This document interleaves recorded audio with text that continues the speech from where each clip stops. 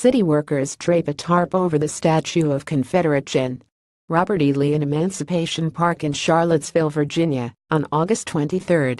Steve Hilbrip Alvino is a philosopher at the University of California, Berkeley, where he writes and teaches about perception, consciousness, and art.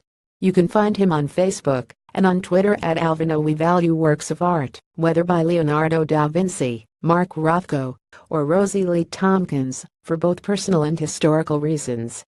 Artworks are the products of an individual person's labor and the expression of this person's personality and style. Certain art, also, appeals to us individually. Artworks also stand as historical evidence. They are artifacts of the conditions when and where they were put together. When an artwork is destroyed, we lose not only our knowledge of an individual artist, but also our relation to the past is changed. The reality is different, though, when it comes to monuments.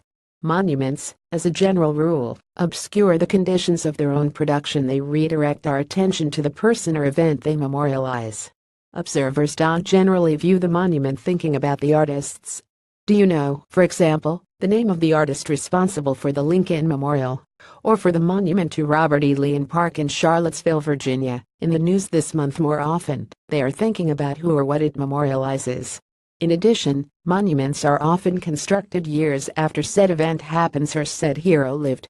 One might be surprised to learn that both the Lincoln Memorial and Charlottesville's monument to Robert E. Lee went up about 60 years after the end of the Civil War. The curious thing about monuments, Vanderbilt University art historian Matthew Worsnick told me, is that it is almost as if they slip into an archival box. They are treated as if they were a kind of evidence or relic of their subjects, when, of course, they aren't. Not really. The memorials to Robert E. Lee and Lincoln are very much the product of their own real time and place. The Civil War may have ended in 1865, but it is probably no accident that the Robert E. Lee statue in question went up in 1922, at the height of Jim Crow, or that the Lincoln Memorial was dedicated 2 years later.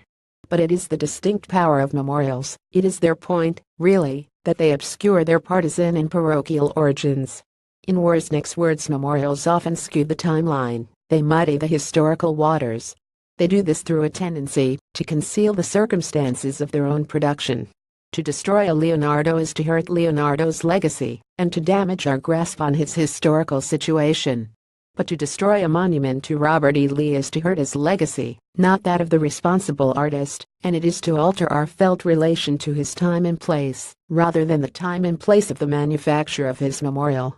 There are all sorts of exceptions to these generalizations, and there may be all manner of ambiguities. The Vietnam Veterans War Memorial, in Washington, for all that it is a memorial, is actually very much associated with Ma Yulin, its creator, for example. And sometimes a memorial is truly a relic of that for which it stands as a memorial. Take, as an example, the Sarajevo roses, scars created by mortar fire that were later filled in with red resin. The scars themselves actually date back to the siege of 19,921,995. What is the upshot of these considerations for the ongoing debate about memorials to the Confederacy? First, we must own up to the fact that the decision to let a monument stand, no less than the decision to take it down, is to take a stand on the subject matter of the monument.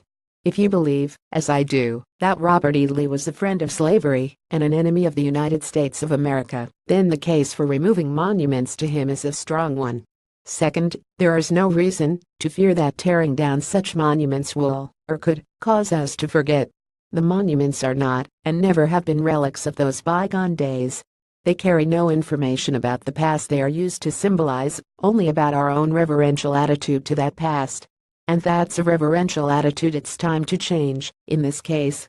Third, we must distinguish the objects, the actual statues, from their function as monuments. You can preserve the objects, the art and our felt relation to times past, without conserving their negative symbolic functions on public grounds. There are memorial parks in Moscow and Budapest, for example, where old Soviet monuments to Stalin and Lenin have been put on display. If you think there are good reasons to preserve these reminders of national history, that we once thought it useful to create the monument, this can be done without keeping them in force as monuments.